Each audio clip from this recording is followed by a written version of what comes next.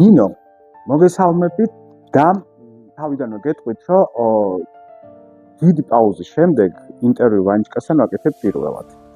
ეს იდეა მომივიდა უცებ და ჩავთვალე, რომ დროა საზოგადოებამ გაიცნონ ადამიანები, რომლებიც ჯერ არ არიან ფეისები, ასე ვთქვათ, რომელთაც არ იცნობთ მთელი ქვეყანა, მაგრამ არიან ძალიან საინტერესო ადამიანები. თქვენ ერთ-ერთ ასეთ ადამიანს ჩაგთვალეთ, არა მარტო თქვენი ორი პროფესიიდან გამომდინარე, არამედ რაღაცა ურთიერთობიდან გამომდინარე. და ვინაიდან ყველა ადამიანი პატარა ამბავია, რომელიც მერე ქმნის დიდ ამბავს და ამ დიდ ამბავს სამყარო ქვია. დავიწყოთ მარტივი კითხვით. როგორია თქვენი ამბავი? მიამბეთ თქვენს. ანუ მადლობა პირველ რიგში, რომ დიდი ინტერვალის შემდეგ მე ვარ შენი რესპონდენტი და ზუსტად აი ესეთი პატარა ამბებისგან შედგება მე დიდი ამბავი და დიდი ცხოვრება. და ხანდახან ისე ხდება, რომ ერთი ადამიანი ცხოვრობს ერთ ციკლში ცხოვრების რამოდენიმე ადამიანის გასავლელ ცხოვრებას. ეს ჩემი შემთხვევაა. რატომ შეიძლება იყოს მნიშვნელოვანი და საინტერესო ადამიანებისთვის ნინო მაღედანის ამბავი? ალბათ ბოლოში გამოჩნდება. 19 წლის ვიყავი, როდესაც პირველად გავიგე, ესე ვთქვათ, სიკვდილი და იმის განცდა თუ რას ნიშნავს სიკვდილის მერე სადაც მიდიან ადამიანი, ანუ წყვეტა რო ხდება სუნთქვის თითქოს და რო გაჩერდება. რა ქვია მაგას? აგონია? არა, აი მკვდარი რო გონიათ და რო არ არის. კლინიკური სიკვდილი. კლინიკური სიკვდილი. აი 19 წლის ვიყავი, როდესაც კლინიკური სიკვდილი გავიგე რა არის. მოყვებით ამ ამბავს რა მოხდა? მოყვები და რატომ არის თან ეს მნიშვნელოვანი? იმიტომ რომ მე დღეს 53 წლის ვარ და ამაზე დღეს თავისუფლად საუბრობ და ეხლა ვსაუბრობ. თუმცა ასეთი არ გეტყობათ. მადლობა. და ნახეთ როგორ რაღაცა მანამდე შეიძლება ადამიანის ცხოვრებაში და ჩვენ ახლა მართლმადიდებლური რელიგია ჩვენთვის ძალიან ქართველისთვის ძალიან ახლო არის და ჩვენთვის რელიგია იყო ესე ვთქვათ წაკითხული რაღაც მოსმენილი და შეგრძნების დონეზე ღმერთის არსებობის, გარდაცვალების მოვიდა იმ დროს, როდესაც 19 წლის ასაკში ხდება ავტოავარია და მე ხდები ანუ ქუჩაში მოკლედ ან თქვენ ზიხართ მანქანაში? არა, მანქანამ დამარტყა. და ქუჩაში აღმოჩნდი მარტო. ანუ მარტო ვიყავი ისედაც გზაზე გადავედი და წარმოიდგინეთ, ახლა მე 19 წელს ვიყავი, ეს რომელი პერიოდი არ არსებობს, შუქნიშანი არ არსებობს. 90-იანი წლები. 90-იანი წლებია, შუქი რო ესე მოდის სიხარულით რო ხვდებით, ეგ ამბავია და მობილური რა თქმა უნდა არ არსებობს და ინტერნეტი. და ქუჩაში აღმოჩენილს მარტო დახმარებას მარტო ვიყავი, ქუჩაში მყოფი ადამიანები მახსოვს რომ იყო ძალიან დიდი ყვირილი, ბიჭები ყვირიან რაღაცას, გოგო გაიტანეს, გოგო დაზიანდა, ეს ფრაზები მესმის და შემდეგ მოდის რამოდენიმე ბიჭი, არც ტაქსი არსებობდა, ტაქსის მომსახურება არსებობდა, ვიღაცა აჩერებს რაღაცა მანქანას, მე არ ვიცი იმ დროს ვინ რა გააჩერა და ვიღაცის მანქანაში ცდილობენ რომ ჩამსვანონ როგორღაც სამტროფომდე მივიყვანა. თქვენ ამ დროს ცნობიერება დაკარგული გაქვთ? ჯერ არა. და ვიღაცა ასევე იძახის რომ ფრთხილად ხერხემალი არ ქონდეს დაზიანებული და ამიტომ ფრთხილად უნდა დააწვინოთ რომ კიდევ არ დაზიანდეს და არ ვიცი ხა როგორ მოახერხეს ესე და რამდენი ადამიანი იყო რომელმაც ესე ხელებით ამწია ისე რომ არ დაძრული იყო და ეს გადამწყვეტი იყო ვანო იმ წუთში, იმიტომ რომ თურმე მე აღმოჩნდა რომ მე მიღებული მქონდა კომპრესული მოტეხილობა მესამე-მეოთხე მალის და ეს იყო ის მალები ზუსტად სადაც ზურგის ტვინი ხავრდება. არაფერი მოვიდა. კონდეთ ანინოსი. ჩემი იყო? ოკეი. გაგძელე. ოკეი, კარგი. მადლობა. და ანუ გადამწყვეტი ხდება ხოლმე ესეთი რაღაცები დაუმონტაჟებელი ინტერვიუში არ არის ეს პრობლემა. ოკეი. ჩვენ ხო რეალობას არ ვმალავთ. ეხლაც ხო თქვენ რეალობას ყვებით, რაც მოხდა რეალურად და ალბათ არც კი ლაპარაკიათ და მხოლოდ შეიძლება თქვენმა ახლობლებმა იციან და ზუსტად ეგ მომწონს რომ ჩვენთან ინტერვიუს დროს არ გჭირდება აი რაღაც ესეთი ხელოვნური მების დადგმა და შექმნა.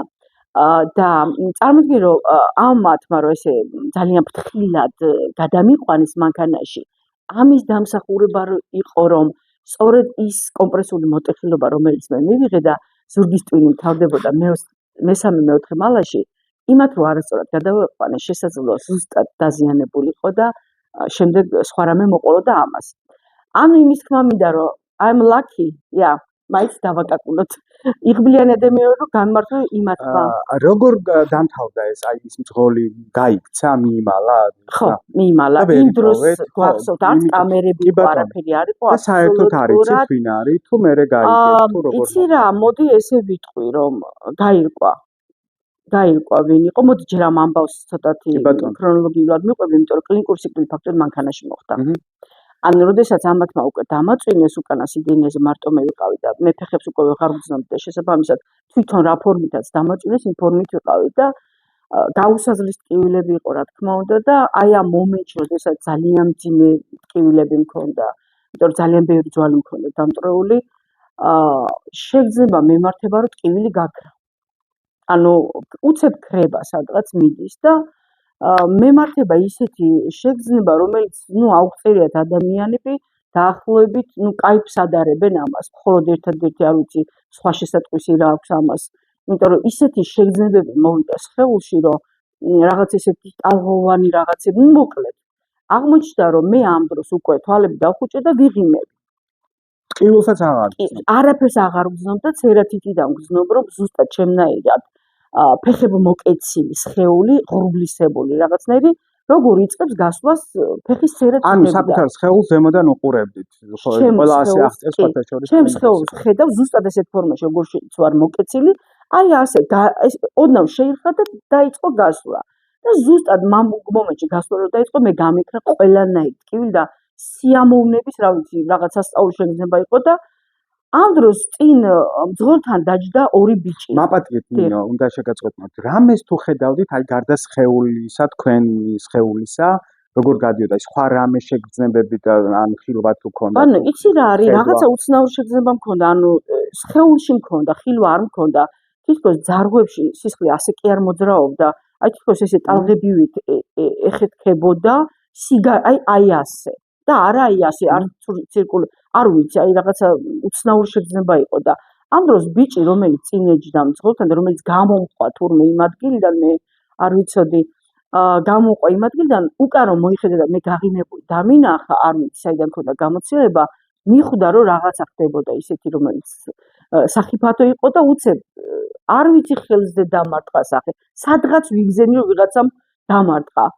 და მომენტალურად ეს ღრუბლისებური ჩემი ნინოს ფორმა ბრუნდება სხეულში, ახლდება ტკივილები და მე ისევ ტკივილს ვიწყებ.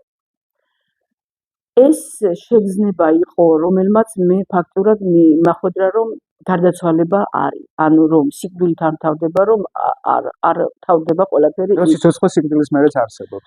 ხო, რომ ის რომ სული ტოვებს სხეულს, ეგ ხო, უკვე ვიცოდი. ამაზე მე ხშირად ფიქრობდით, თუნდაც როდესაც მკურნალობდით, იწექით, ძალიან ბევრი წელი გავიდა მას. ძალიან ბევრს ფიქრობდი, ვანო და ნახე როგორი მომენტი იყო, ხო, ჩვენ ხო ადამიანები ყოველთვის ფიქრობთ სიკვდილზე, რაც არ უნდა ვთქვათ, ხო, ყველა ფიქრობს, რომ საწავალთ, ხო, სიკვდილის შემდეგ და რეალურად მე უკვე ვიცოდი, რომ სული სადღაც და რა ფაქტორს აჩენს, იცი კიდევ ეს, რომ სახარება და ის ათიმცნება და ის რაღაცა, რომელსაც უბრალოდ დაწერილი და ესე ვთქვათ, ცოტა ფორმალური მხარე ქონდა, ყოველ შემთხვევაში მე ძალიან რელიგიურ ოჯახში არ გავსდილი ვარ და მე არ მქონდა ესე ვთქვათ რელიგიური ის შინაგანად ვიცოდი უკვე, რომ არსებობდა გარდაცვალება და თუ კი გარდაცვალება არსებობდა სხვა ყველაფერიც.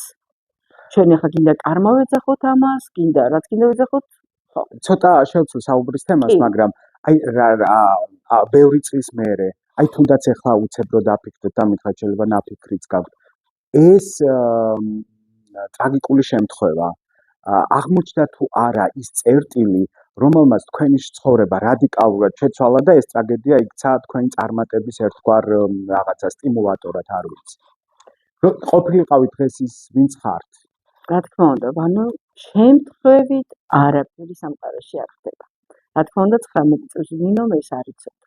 ეხლა ვიცი, რა თქმა უნდა, იმიტომ რომ ნახე რა მოხდა სწორედ ამ შემთხვევამ ჯერ ის დამანახა, რომ საჩუქრად რაც გვერგება სამყაროსგან და ღმერთისგან, ის ჯანმრთელობა, კარგად ყოფნა და ის ყველაფერი, ხო? ეს რომ საჩუქარია, მე მაშინ მივხვდი. იმიტომ რომ ჩვენ ხო თვლით, რომ ეს ასეც უნდა იყოს თითქოს. და მე ვიცოდი, უკვე ვიგრძენი, რომ ეს ხო საჩუქარი და ნახე რა ხდება. როდესაც დიაგნოზი, რომელიც ქართველმა ექიმებმა დასვეს, რომ მე ფეხზე ვერ გავივლიდი და ვერ ავდგებოდი უოპერაციოდ, ოპერაციის გარეშე და ამ დროს ის პერიოდი, როცა ჯერ არ არის მედიცინა ეგრე განვითარებული, რაღაცის მინიმალური გარანტია მაინც მოგცენ, რომ ოპერაცია დამთავრდება სასიკეთოდ. შესაბამისად, მე მომიწია 19 წლის გოგოს დაფიქრება და იმაზე აზროვნება და ფიქრი, რომ რა გავაკეთო, რომ ამ ორ არჩევაშორის, ანუ ისინი მეუბნებიან, რომ ოპერაცია და შეიძლება მაინც დარჩე და მეორე შემთხვევა ისედაც შეიძლება დარჩე. უკვე სტუდენტი ვიყავით, იწყება არა. იწყება უკვე ფიქრი ფსიქოლოგიაზე. თუმცა ვერ ვიტყვი, რომ პირველად მაშინ დავფიქრი ფსიქოლოგიაზე და ადამიანის ფსიქიკაზე და მის უნარებზე.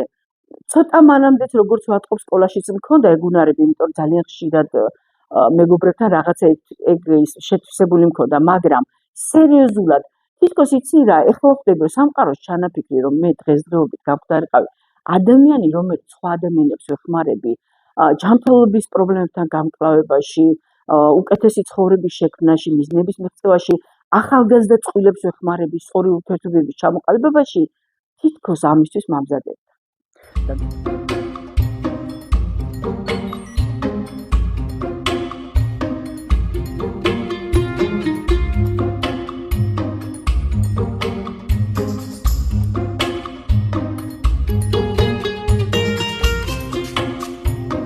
და ნინო, რა მაინტერესებს, იცი? შეგიძლიათ რომ იყოთ გულწრფელი? ვეცდები. აი, როდესაც მოხდა ავარია, ხო? აი ამ ტკივილმა გაიარა, ძლიერმა ტკივილმა ამას გულისხმობ. აი უკვე იწექით. ხო, ადრე მითხარით, რომ ერთი თვე იწექით. არის შეიძლება და 4 თვე ვიწექ, მაგრამ პირველი ერთი თვე გაუნძრევლად. აი პირველი რას ნერვიულობდით, რაზე? რომ თქვენ ახალგაზრდა 19 წლის გოგო, აი რა განცდები ქონათ თუ გახსოვთ, რომ ვაიმე მე არავის აღარ მოვეწონები, უნდა ვიწვე სულ საწოლში. ხო, ეს ის ასაკია, როდესაც ხალიც და კაციც ფიქრობს მომავალზე, ხო, რაღაც სიყვარულზე, არა აქვს ესეთი უფრო მატერიალური ფიქრები. აი რა უფრო წინ მოდიოდა თუ ის თუ ვაიმე ახლა მშობლებმა უნდა მომიარო და მთელი ცხოვრება ტვირთად ვიქცე ამათვის, თუ აი რა შეგრძნებები იყო, ანუ რა იყო იმის იმპულსი, რომ ფსიქოლოგიურად დაგეწყოთ თქვენ თავზე მუშაობა, რომ თქვენ აუცილებლად ფეხზე უნდა დამდგარიყავით. აი რამ გადაწყვეტა? ძალიან ისეთ უცნაურ იმას ვიტყვი, არ ვიცი რა ქვია მაგას. შური, ანუ შური დამეხმარა. ანუ მე რომ წარმოვიდგინე, რომ ჩემი დაქალები იყვნენ პაემნებზე და ჩემი დაქალები შეყოლებოდათ თაყვანისცემლები, ისინი ცხოვრებდნენ ლამაზ ცხოვრებას, პირდაპირ ხო გულწრფელობას ითხოვდი. 19 წლის ლამაზი გოგოსთვის მოტივაცია იყო იმ მომენტში მე არ ვფიქრობდი ძალიან ისე სერიოზულ რაღაცებზე, რომ მე ვერ დავრჩები საწოლში. ანუ შური მქონდა ძალიან ჩვეულებრივად ვიძახი, იმიტომ რომ ალბათ ყველა ავატყობს როგორ ხარ, როდესაც ასეთი ახალგაზრდა ხდება, იმაში ეგოისტური რაღაცები ეწყება. ხო, ალბათ უფრო ეგოიზმი და არა ეგოიზმი, ხო, რა ვიცი, შური ქვია, ეგოიზმი ქვია, თუ რაც ქვია, რომ მე რატომ არ უნდა გავიარო ის ცხოვრება, რომელსაც გაივიან ჩემი მეგობრები, გოგონები, ჩემი თანატოლები და როგორ შეიძლება დასრულდეს ჩემი ცხოვრება, ისე რომ მე დავრჩე ლოგინში და აქედან ვუყურო, ესე ვთქვათ. ანუ ეს აი ამ მომენტმა რომ მე ვერ დავიარე. მაშინ იყავით შეყვარებული? შეყვარებული შეიძლება ესე თქვათ, ხო, რაღაცა, ხო, იყო, სიყვარულის ემოცია იყო. აი ესე კონკრეტულად ვერ ვიხსენებ, რომ ესე ძალიან ესეთი იყო თუ არა, მაგრამ სიყვარულის ემოცია მქონდა. კი. ცხოვრება ისეთია, რომ ადამიანები, მე ასე მგონია ყოველ შემთხვევაში, რომ სიყვარული შეიძლება ბევრჯერ მოვიდეს და უამრავი რამე ხდება ცხოვრებაში. მე ეს ადრე არ ვიცოდი, მაგრამ ახლა უკვე ვიცი, რომ აი ცხოვრება არის ეს და რაღაცა წაგიკლოთ არ უნდა განვიცადოთ, ხო? კიდე თუ იყოს სხვა დეტალები, ან ამბები თქვენ ცხოვრებაში, რომელმაც კიდე ერთი ბიძგი მოგცათ, რომ სხვანაირად შეგეხედათ ყველაფრისთვის და გამხდარიყავით ისე ვის ვინც ახლა ხართ. ანუ აი ამ ტრაგედიის გარდა. მე ხო გაგრძელდა ცხოვრება ხერხზე დადექით, გაიარეთ, სტუდენტი გახდით და ასე შემდეგ. იყო კიდე ანუ რაღაცა მე ვფიქრობ, რომ მაინც აქ ძალიან მნიშვნელოვანია თვითონ იმის თქვა, მე როგორ გავიარე და როგორ ავდექი, იმიტომ რომ დღეს შეიძლება ძალიან ბევრი ადამიანი ძალიან რთულ სენს ებრძვის. ახლა არ მითხრათ, რომ საერთოდ მედიცინის დახმარების გარეშე გაიარეთ? არა, მედიცინის დახმარების გარეშე არ გამივიდა, ოღონდ ძალიან უცნაურია და მე კლასიკური მედიცინა არ დავიხმარე. ანუ რა თქმა უნდა, ჯერ ცოტა გავნათრდი იმაში, რომ ჯანსაღი ცხოვრების სტილი და ჯანსაღი ყვება ზოგადად რას ნიშნავდა და იმის მიხედვით დავიწყე ცხოვრება, ეს ერთი და მეორე რა თქმა უნდა ფსიქოლოგიას გავეცანი და ეს იყო ის შემთხვევა, როდესაც ფაქტიურად პირველად საქართველოში გამოჩენილი ფსიქოლოგები 4 მამაკაცი იყო, თუ არ ვცდები 4 ან 5, აი ზუსტად ვერც ვიტყვი, რომლებიც იქიდან ერთ-ერთის პაციენტი გავხდი. ანუ ნახე რა მომცავანო. თქვენ თვითონ გადაწყვიტეთ, რომ აი მე თუ მივალ ამ ფსიქოლოგთან, მე ფეხზე გავივლი? არა, არჩევანი არ იყო, ანუ არსებობდა საქართველოში მხოლოდ 4 ადამიანი მამაკაცი. არა, ამ გზასაც დაადექით მეთქი, რომ კი, ანუ წაკითხული მქონდა მოკლედ წიგნები, რო თქვა პირდაპირ და ამ წიგნებიდან გამომდინარე, ოღონდ რუსულ ენაზე ჯერ საქართველოში არ არსებობდა ქართულ ენაზე ფსიქოლოგიური წიგნები და ეს ჩემი მეგობრების დამსახურება, რომ აქ წიგნებს ზოგადად კითხულობდი და შესაბამისად იქიდან მიხვდი, რომ აქ უკვე ფსიქიკას უნდა ემუშაო. იმედი გაგიჩნდათ. ნახეთ იმო რა უცნაური რამეა, ხო? ჩვენ ხო ვიცით აი ადამიანების ნაწილი, როდესაც ავად არის, განსაკუთრებით აი საბჭოთა კავშირის დანგრევის მერე და გაჩნდა ეს ტენდენცია და დღემდე არის, როდესაც ავად არის, ყველაზე არამორწმუნეები რო იყვნენ მაშინ კომუნისტების დროს, გარბიან ეკლესიაში და ღმერთს ხოვენ შველას. ხო, იმედია მე მესმის ეს. თქვენთვის ეს იმედი ამ შემთხვევაში აღმოჩნდა ეს ფსიქოლოგი, რომელმაც იმუშავა. იმიტომ რომ მე ფაქტიურად 4 თვე, რომელიც მიჯაჭვული ვიყავი ლოგინს და განძრევაც კი არ შეიძლება და გადაადგილებაც კი არ შეიძლება აბსოლუტურად. წარმოგიდგენთ ახლა როგორ უნდა მემუშავა ჩემ ფსიქიკაზე, რომ მე ჯანმრთელი ფსიქიკით ამდგარიყავი ფეხზე და გამეარა და სწორედ მაგ პერიოდში ვანო ფაქტიურად მე ძალიან სერიოზული ძვრები განვახორციელე ჩემში და უკვე როდესაც ფეხზე ავდექი, ვიტყვი რომ აი ზუსტად ეს იყო სტარტი ჩემი ფსიქოლოგიასთან დამეგობრებს და ფაქტიურად ფროიდის ფსიქოანალიზი 19 წელს ასაკში გავიარე და დღესდღეობით როდესაც ჩემთან მოდის კლიენტი, მე ყველა ცოდნას ვიყენებ. იმიტომ რომ ძალიან ცოტა ადამიანი რომელსაც ფროიდის ფსიქოანალიზი გავლილი აქვს თვითონ. როგორ ფიქრობთ, აი ფსიქოლოგთან მისვლის გარდა იმ მომენტში თქვენ კიდე რამ გადაგარჩინათ? აი იმ ბიჭმა, რომელიც თქვათ ჩაქსვათ სასაფოს მანქანაში თუ არ ვიცი სხვა ადამიანებმა. თუ ეს იყო ბედის წერა, მე მჯერა ბედის წერი. მეც მჯერა ბედის წერის, და იმისაც მჯერა, რომ ის რაღაცები რაც ჩვენს თავს ხდება იმ მომენტში, როდესაც ძალიან რთული და ძალიან მძიმე გონია. ამ სამყაროს რაღაც გეგმები აქვს ხოლმე ჩვენთან დაკავშირებით და იმიტომ ხდება. და ხო, აი მე ვერ ვიტყვი, იმიტომ რომ 19 წელს გოგო შეუძლებელია, რომ აი ამდენი ცოდნა ქონო და თან ნახე რა ხდება, რომ ვდგები 4 თვის შემდეგაც, ხო, რა თქმა უნდა იწყება 10 წლიანი რეაბილიტაცია, 10 წლიანი რეაბილიტაცია და აი ამ მომენტში ნახე შემთხვევით მოსკოვიდან მეზობლის ქალი, ანუ მთელი სამეგობრო დაირაზმა, მთელი სამეზობლო და გებულობდნენ ინფორმაციას, როგორ დამხმარებოდნენ მე. წარმოიდგინე, მაშინ ხო არ არსებობდა ამდენი მედი არც ინტერნეტი და მოსკოვიდან მირეკავს მეზობლის ქალი და მეუბნება, ნინო, მოსკოვში არსებობს კაცი, რომელიც იყო ვალენტინ დიკულია ეს კაცი, დღეს სოფლიოშია ცნობილი ეს კაცი, თავისი მეთოდოლოგიით, თუ ვინმეს დღესდღეობით ხერხემაზე და გავლის პრობლემა გაქვს, შანსი არის, რომ გაიაროთ ვალენტინ დიკულის მეთოდებით, იმიტომ რომ ამ კაცმა ცირკაჩი იყო ეს კაცი. ჩამოვარდა, დაზიანდა ხერხემალი და თვითონ შეიმუშავა მეთოდოლოგია, როგორ ადგა.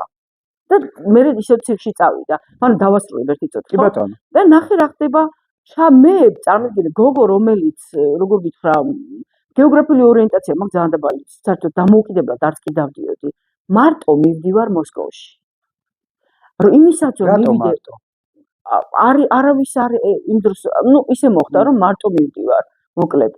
და იმ ადამიანთან ჩავდივარ მოსკოვში ვალენტინ დიკულთან, რა თქმა უნდა წინასწარ ჩამწერეს და სადღაც ქალაქგარეთ ქონდა პატარა კლინიკა, ჯერ მაშინ კიდევ აი ასეთი მასშტაბურად ცნობილი არ იყო ეს კაცი და შევდივარ და ვხედავ რომ რაღაცა კოსმოსური ისინი აცვიათ ფეხზე, რაღაც შექმები, რაღაცნაირი და ანუ ჩემთვის ეს იყო საოცარი დასანახი და ეს კაცი მეუბნება, შენ თუ ვარჯიშს დაიწყებ, მე გეუბნები, რომ შენ ოპერაციის გარეშე გადარჩები და იბლი ფეხზე დარჩები. და მე მაშინ კითხვა დავსვი, რომ მე მხოლოდ 2 კვირა მაქვს, ანუ მეტი ვერ დავრჩები მოსკოვში, იმიტომ რომ მოდი ახლა ვთქვათ 90-იანებში, ანუ არ იყო ადვილი, ჩემი ძმა რომ არა და მისი მხარდაჭერა ფინანსური, მისი მხარდაჭერით მოვხდი მე იმასთან და ჩავედი, იმიტომ რომ ძალიან ძვირადღირებული იყო და პირველი ტომოგრაფია მახსოვს მაშინ საქართველოში არ არსებობდა, $100 ღირდა ერთი ტომოგრაფია და სულ რაღაც $500 რო 60-ხიანი ბინები ღირდა, ხვდები რა ფული იყო და მოკლედ ვალენტინ ჯიკულთან 2 კვირიანი პრაქტიკით და კაცმა მითხრა რომ ნინო მე შენ გაგატან სქემას, მე შენ გაგატან აი ამ მოწყობილობის, რასაც აქ ვაკეთებ, საქართველოში აწყობინე და გააგრძელე ვარჯიში. აი ზუსტად ეს გავაკეთებ ანუ და მე ფაქტიურად დავიწყე ვარჯიში. ნინო, ყველაფერ ამას რატო აკეთებით? სიცოცხლე გიყვარდათ და იმიტომ თუ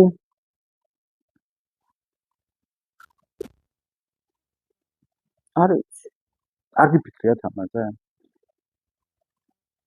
კაი, სხვანაირად გითხავთ მაშინ. დღევანდელი გადასახედიდან როგორ გგონიათ?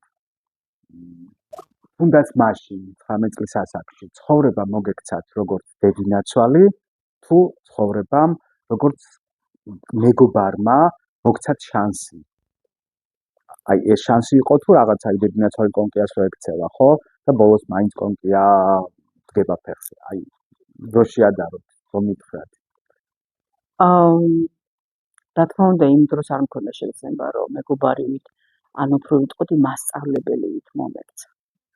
დაკვეთილები მომცა ფაქტიურად, ოღონდ იმ მომენტში რა თქმა უნდა მე ამას ვერ ვიაწყებდი და მეგონა რომ ცხოვრება რაღაცის გამო მსჭიდა. და ეს შეგრძნება ოღონდ ანუ არ იყო დაწყებული 19 წლის ასაკში და მინდა რომ ადამიანები დღეს ჩემთან ვინც გადიან ტრანსფორმაციას ისინიც ამ კითხვას სწავლენ და შეგრძნებები აქვთ რომ რაღაცა ნიტო ხდება მის ცხოვრებაში, რაღაცა ისე არ არის. თითქოს იმ ოჯახში, სადაც დაიბადნენ, თითქოს იქ არ უნდა ყოფილიყვნენ. მარჯვენა ხელზე ნეკათითი მომეჭრა, ძალიან პატარა ვიყავ.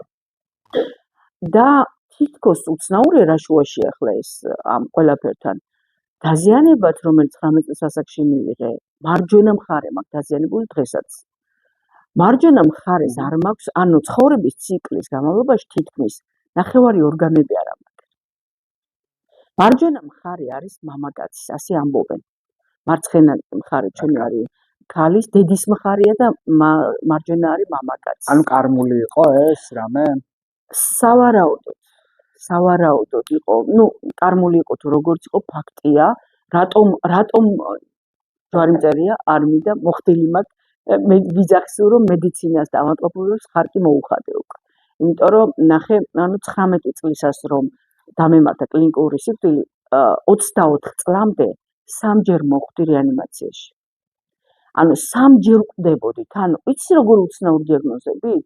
ეხლა ეს გასაგებია რომ კომპრესული მოტეხილობა იყო და ავარია იყო, მაგრამ მეორეჯერ ხვდები, ოღონდ იგივე ხდება. მანქანით ვარდებით, მოკლედ ხარბუხიდან. და ვაპატეთ, მანქანით ჯდებით კიდევ დღეს? ამდე ორი ავტოსაგზაო ძალიან გამიჭირდა და დღესდღეობით მადლობა ღმერთს რომ მყავს 2 ესე ვთქვათ, ისეთი საიმედო მძღოლი, რომელიც გარეშეც მე არსად არ მედივარ. ანუ ამიტომ იშვიათად დამინახავთ მე საზოგადოებრივ ტრანსპორტში, იმიტომ რომ დობის ფაქტორი და ნახე მეორე შემთხვევა რომ მოხდა რომ ოღონდ საბედნიეროდ კარგად დამთავრდა ეს შემთხვევა.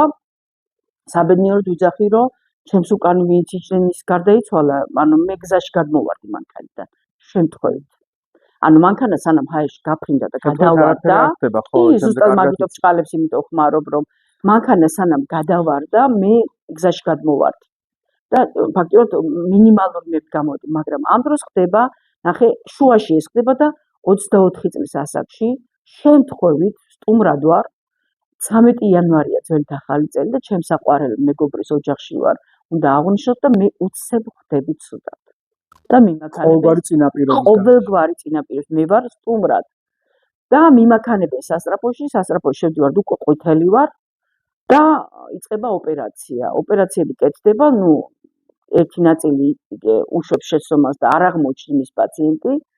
ამ დროს ხდება რაღაცა და სხვა აგრძელებს სხვა ქირურგები და 5 საათის შემდეგ, როდესაც 5 საათი ჩემს მშობლებს და მეგობრებს ეუბნებოდნენ, რომ შეიძლება გადარჩეს 2%-ია გადარჩენი, იმიტომ რომ ვერ ხვდებოდნენ საერთოდ რა მოხდა. ნუ ისე მოხდა, რომ 1 მეტრა ნაწლავი ამომაჭრეს ისიც მარჯვენა მხარეს. აი ამ დროს ვანო ძალიან მნიშვნელოვანია ერთი რაღაცა. ეს იყო მესამე შემთხვევა, როდესაც მე სიკვდილს ჩავხედე თვალებში. და ხდება რა? მე ვიღვიძებ 2 სუტკის შემდეგ პირველად ვახელ თვალს რეანიმაციაში და უცებ ვამბობ აი ამ ფრაზას ღმერთო გავიგე და გპირდები.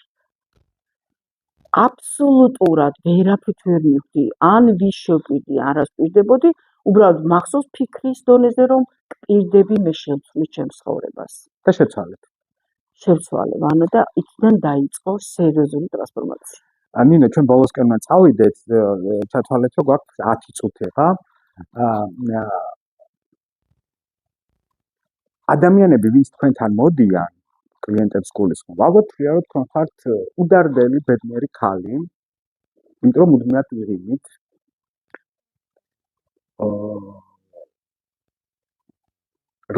თუ იციან თქვენმა კლიენტებმა თქვენი ამბავი. რაც მოყევით. ანუ არც კლიენტებმა, არც ჩემი სტუდიის მასწავლებელი მშობლებმა, რომლებიც 30 წელია მიცნობთ ესეც მომღიმარ ნინოს იცნობენ, პირველად ყვება. რატო გადაწყვეტეთ გულწრფელობა? მას შემდეგ რაც უკვე ისეთი გოგოები და ქალები მოვიდნენ ჩემთან და დახმარება მთხოვეს, რომ მივხვდი, რომ ძალიან მნიშვნელოვანია მათ ეს მოისმინო. მე არ თვლიდი აქამდე საჭირო და მე არასოდეს რომ ნახოთ თქვენ სოციალურ ვერსად ვერ ნახავთ, სადაც მე ამაზე ვსაუბრობ. პირველი შემთხვევაა.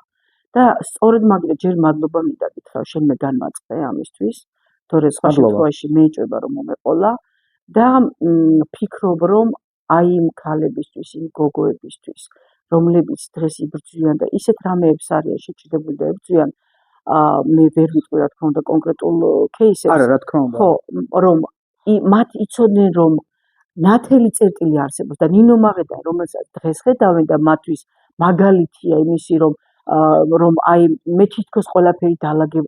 ეს გზა, რომელიც აქამდე მოვედი, ხო, ეს გზა ასეთი იყო. და შესაბამისად, უნდა იცოდნენ, რომ თუ იშრომებენ, თუ მოინდომებენ, ყველა შემთხვევაში ექნებათ შედეგი. თქვენი როგორც კოუჩის, ასე ვთქვათ, სლოგანია იცხოვრე შენი ბედნიერი ცხოვრება. ნინო მაღედანი ცხოვრობს თავის ბედნიერი ცხოვრებით? ცხოვრობს, ანუ და ოღონდ ეს დაახლოებით 7 წელი ტრანსფორმაციული მუშაობის ფასად. ჩემი საგვარეულო პროგრამებზე მუშაობის ის იყო ყველაზე რთული ეგ იყო და 7 წელი თავაუღებლად მუშაობდი ამაზე და ეს ეხლა უკვე შემიძლია თქვა. მაგრამ ბედნიერება ხო ძალიან აბსტრაქტული და ინდივიდუალურია. ხო ვიღაცისთვის ბედნიერება შეიძლება იყოს ტკბილი ყავა და ვიღაცისთვის იყოს არ ვიცი, ქუჩაში სეირნობა.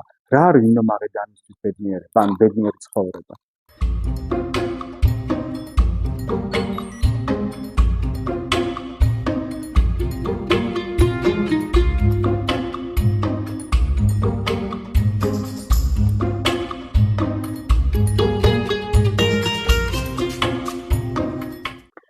იცი რა, ძალიან გულუხვია სამყარო ჩემს მიმართ და მასაჩუქრებს ძალიან კარგი ადამიანებით, ანუ საოცარი ადამიანებით და ჩემთვის ძალიან დიდი ბედნიერება, რომ ჯერ ეგ მომენტი ჩემს გარშემო სულ თითქმის ძალიან ნათელი ადამიანები არიან.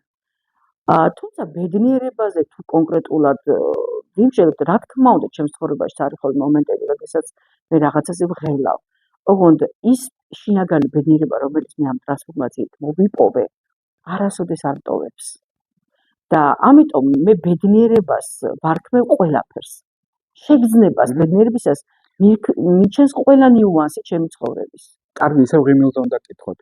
აი ამ მოღიმარი სახე მესმის, ოკეი, გავიგე, მაგრამ თუ არის მომენტები და ამაში მე მგონია რომ ცუდი არც არაფერი არ არის, როცა ადამიანი თვითონ ცოცხლები ვართ, აღარ მახსოვს რომელიღაცა ძალიან ცნობილი მსახიობი ამბობდა, ნინო მაგედანი თუ ტირის ხოლმე, აი როცა მარტო არის, სახლში როცა არავინ არ უყურებს.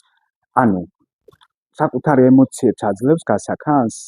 აუცილებლად, ვანო და ყველა ადამიანს და ყველა მას ვაფრთხილებ ხოლმე, რომ არ შეიკავოთ ემოცია. აი მაგალითად ეხლა მე მქონდა ეს ზაფხული მქონდა ზუსტად მაგხრივ ძალიან მძიმე, 17 წლის პუდელს დავემშვიდობე და ძალიან რთული იყო 17 წელიწადი შვილი გავზარდე და ანუ სისარტყელაზე წავიდა, ხო, როგორც სისარტყელაზე წავიდა, კი და ჯერ გადაწყვეტილება იყო ძალიან რთული მისაღები და ნახე იწყება შემდეგ გლოვის ფაზები. უბრალოდ მე ამ შემთხვევაში ჩემი პროფესიიდან გამომდინარე გავარკვიე რას გადის ადამიანი გლოვის ფაზებში და ამ ფაზებთან ერთად ვიცხოვრე და შევეცადე რომ შემეკვეცა ეს გლოვის ფაზები და როდესაც ცრემლი მომდიოდა ხოლმე ყოველ გახსენებაზე როდესაც ბიბი მახსენდებოდა ბიბი არის ჩემი სტუდიის სიმბოლო, ჩემი მეგობრები და მეზობლები ბიბის გარეშე მე ვერ აღმიქვავდნენ, მე თუ მარტო მივიდოდი სადმე, ყველა კითხულობდა და ნახე რა იწყება მე შევეჯახე იმას, რომ მე თვითონ ვარ უკვე იმ გლოვის ფაზაში, ჩემი კლიენტები რომ იყვნენ და ცრემლი როდესაც მომდიოდა მაგალითად ვარ სუფრაზე, ან შეიძლება ქუჩაში და იქიდან გამომდინარე რომ მე ვიცი რომ არ უნდა შევიკავ, არასოდეს არ ვიკავებდი, ვაძლევდი საშუალებას გამომეხატა და როცა უკითხავთ დაუშვათ ესე შემთხვევია და რამე ხო არაფერი უბრალოდ ბიბი გამახსენდა. მნიშვნელოვანია რომ ადამიანებმა მივცეთ უფლება ჩვენს თავს, ყველანაირი განსაკუთრებით მამაკაცებმა, ვანო, იმიტომ რომ ჩვენ ვიცით ქართული აღზრდა რას უკეთებს ბიჭს. მაგ თვალსაზრისით, თუმცა არ აძლევს საშუალებას, რომ ბიჭმა ემოცია გამოხატოს. ხო, კაცი ხარ და ტირი ხარ, ხალი ხარ, ხარ. დიახაც უნდა გამოხატოს. რა თქმა უნდა, ადამიანი რა მნიშვნელობა აქვს ეს. აბსოლუტურად. ნინო, 4 წუთში უნდა მოვრჩეთ. იცით რა მითხარით? აი თქვენ ხართ მაგალითი თქვენი კლიენტებისთვის. თქვენი ცხოვრება არის იმის მაგალითი, რომ ადამიანმა შეიძლება შეცვალოს თავის ცხოვრება, ისეთი გახადოს, როგორიც უნდა. ან მოდი უფრო დავაკონკრეტებ რა. რა მზა რეცეპტი გაქვთ საკუთარი გამოცდილებიდან, რომ შინაგანი თავისუფლება იპოვოს ადამიანმა. ეს ყველაფერი შინაგანი თავისუფლებაა პირველ რიგში, ხო? და მე მოდის თუ ადამიანი არ თავისუფალი, ვერაფერს ვერ გააკეთებს, ვერც იაზროვნებს, ხო? გაქვთ რამე რეცეპტი? თქვენ ხო არ იყავით თავისუფალი, არც ერთი არა ვართ ალბათ. რაღაცა კომპლექსები გვაქვს ყველას, თვითონ ბავშვობაში. გასებია. მზა რეცეპტი, რა საინტერესოა, ახლა რა შეიძლება იყოს ეს მზა რეცეპტი. ერთადერთი ყველაზე მნიშვნელოვანი რაც მე პირადად მეხმარება, ეს არის ნდობა სამყაროს მიმართ. ეს იმხელა რამეა, ვანო, რომ რაც არ უნდა ხდებოდეს ჩემს ცხოვრებაში ძალიან მძიმეც. როდესაც ეს ხდება, რომ მე ვიცი, რომ ღმერთი და სამყარო ამას ჩემ დასასკეთოდ აკეთებს. და როცა ეს გზნობა გაქვს, იმ რაღაცასაც ძალიან ადვილად ვიკლავდე. ხო, რა თქმა უნდა. ხო, ეს ალბათ მგონია, რომ ღრმა რელიგიურ ადამიანებსაც აქვთ ეს. მე შინაგან რელიგიური ხარ, მოდი იმას გულისხმობ, რომ შინაგანი რწმენავისაც აქვს. არა, შინაგანი რწმენა ვისაც აქვს სიღრმისეული და მე მაქვს ეს. და როდესაც შენ გაქვს ნდობა სამყაროს მიმართ, რომ ის შენ არ გაგწირავს და რაც შენს თავს ახლა ხდება უკეთესობისკენ, ძალიან გეხმარება. და ალბათ ერთ-ერთი რეცეპტი შეიძლება ეს იყოს. და ალბათ თქვენ კლიენტების რაღაც ნაწილს ეს დამოკიდებულება აქვს თქვენთან რომ მოდიან რომ აი მე უბედური ვარ, უბედურ ვარსკვლავზე დავიბადე ან რაღაცა. ალბათ ეს მომენტები აქვს უმეტესობას, ხო? თუ არა რა ვიცი და გარდამტეხი პერიოდი რა არის? ის მომენტი, როდესაც მეუბნება რომ აი მე ჩემი დავუშვათ მეორე ნახევარი ამას ნიშნობა, აი სამსახურში ესე მეცევიან, აი როგორი და უცებ რო ჩასწერებას აკეთებ, რომ სხვა კი არ შვება ამას, მე რას ვაკეთებ. და აი ეს მე პოზიციიდან საუბარი როგორც კი იწყება, მოიცა მე ვარ დამნაშავე ამ ყველაფერში და ანუ ყველაზე ერთ-ერთი მნიშვნელოვანია თუ ადამიანი დაიწყებს, ვანო, დღის განმავლობაში მოვლენები, რომელიც მას არ მოწონს, იმის შეფასებას, რომ ამის მიმართებაში მე რას ვაკეთებ. მე პოზიციიდან როგორც კი დაიწყებს, ყოველთვის იცი რა გვახსოვდეს, ნახე? მე ვიშვერ ხელს. აი იმან დამართა მე ეს. აი იმან მთავრობაა ცუდი. გახსოვდეთ რომ სამი თითი შენსკენ არის. ეს სამი მოიკითხეთ. sorry. არა. იმედი არ გაქვთ შენ. არა. ეს რომ სხვისკენ გაქვს, ეს სამი მოიკითხე შენსკენ. ბატონო. და ეს სამივე თუ შენს თავს პასუხისგებლობა, ესე ვთქვათ, აიღე, დამიჯერეთ, რომ ძალიან კარგად იქნება. ანუ უნდა დაიწყოს ადამიანმა თვით პროგრამირება და ამიტომ შექმნა ნინო მაღედანმა თვით პროგრამირების დღიური. კარგი ვახსენოთ თვით პროგრამირების დღიური, თუმცა მე ვფიქრობ, რომ ეს ძალიან გასაშველი თემა და მნიშვნელოვანი. არ გავშალოთ, უბრალოდ მე დღეს ვერ გავშალოთ. და ბოლო კითხვა, წარმოიდგინეთ ესეთ სიტუაცია, თარკეს თანხმად გახართ ხოლმე. მე ინტერვიუანჭასთან სხვანაირად ვამთავრები და ეხლა ინსპირაცია მომცა იმან. რას კითხავს ნინო მაღედანს? აი თუნდაც ის ნინო მაღედანი 19 წლის. აი ამ ნინო მაღედანს რას კითხავს? ან დღევანდელი ნინო მაღედანს რას კითხავს? კითხვა დავუსვა? ხო, რას კითხავს? მომავლიდან თუ რას? მოდი, ჯერ თქვათ აი დღევანდელი ნინო მაღედანი რაღაცა 20 წლის 20 წლამდელი ნინო მაღედანს რას კითხავს და მე ის ნინო მაღედანი დღევანდელი ნინო მაღედანს რას კითხავს? რთული დავალება. რას კითხავ თუ რას ურჩევთ? ერთხელ გადაწყვეტეთ.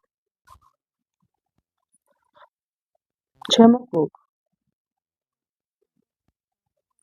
არ შეგეშინდეს. შენ ძალიან ბედნიერ ცხოვრება გელოდება. დღევანდელი ნინო მაღედანი ეუბნება იმას? რაღაცა დასებდიანდი თუ არ ვიცი, კარგად ვერ ვხედავ, ცოტა ცრემლებიც მოგადგაცმენ. დასებდიანდი, იმიტომ რომ იმ გოგოს ძალიან ეშინოდა. კი ბატონო. იმ გოგოს ძალიან ეშინოდა. და აუცილებლად ვეთყოდი მაგას. ნინო, აი თქვენი კლიენტები ამ მოცემულებს რო ნახავენ, როგორ ფიქრობთ, როგორი რეაქცია ექნებათ? ჩემთვის ეს ადამიანურია, მაგრამ ზუსტადაც უნდა იცოდნენ, რომ ზუსტად მე არასდროს არ ვეუბნები, რომ მე ან რობოტი ვარ, ან ემოცია არ გამაჩნია. დიახ. ნინო მაღედანი ცხოვრობს ჩვეულებრივი ნამდვილი ადამიანის ცხოვრებას. და მე რას მკითხავდით? ბევრი კითხვა მაქვს სხვადასხვა და თუ რაღაცა შემდეგ დაგისვავ. მოდი ერთი კითხვა იყო. წარმოიდგინეთ, რომ თქვენი კლიენტი არის მოვედი, ვეძებ თავისუფლებას, შინაგანს და არ ვიცი დაბნეული ვარ. მე ზოგადად შეგრძნება მაქვს, რომ შენ ტრანსფორმაციაში იმყოფები. ესეთ შეგრძნება მაქვს. და არ ვიცი. რაღაცა ეგეთი ცოტა ისეთი კითხვები მომდის, რომ უფრო ტრანსფორმაციას ეხება. იყოს. რამ მიგიყვანა ტრანსფორმაციამდე? ეგეთი კონკრეტული არ რაღაცა ხედავ, რომ ერკვევი ძალიან კარგად ნეიროლინგვისტიკაში, კოუჩინგში. არ ეგეთი მე უბრალოდ ბავშვობიდან მე სულ ვამბობ რა, რომ ჟურნალისტი უნდა იყოს შინაგანად ჭორიკანა. ანუ ყველაფერი უნდა აინტერესებდეს. ახლა გაგვიგრძელდა, მაგრამ ამას მოგიყვებდი, აი რაღაცა შტრიხია და მე გამიკეთებია 90-იან წლებში, აი მარშრუტკები რო იყო, ეგრეთ წოდებული მარშრუტკები, ჩემს გვერდით იჯდა ადამიანი, რომელიც კითხულობდა, უცხოეთიდან გამოგზავნილ ახლობლის წერილს. რაში მაინტერესებდა, ხო ნინო? მაგრამ თავისუფლებიდან მე უნდა ჩამოსვლიყავი დიღომში და გავყევი სადღაც გლდანში, რომ ეს წერილი წამეკითხა ის ადამიანი, რომ კითხულობდი ამ წერილს და მელოდებოდა, რომ გადაეფურცლა. მე ცნობის მოყვარება და მაინტერესებს ყველაფერი, ხო? მაინტერესებს პარანორმალური მოვლენები, ფსიქიკა ადამიანის და გაგიკვირდება და მე სადღაც 17 წლის ასაკში მაქვს დაწერილი ჩემი გარდაცვალების დღე. ასეთი ნოველა.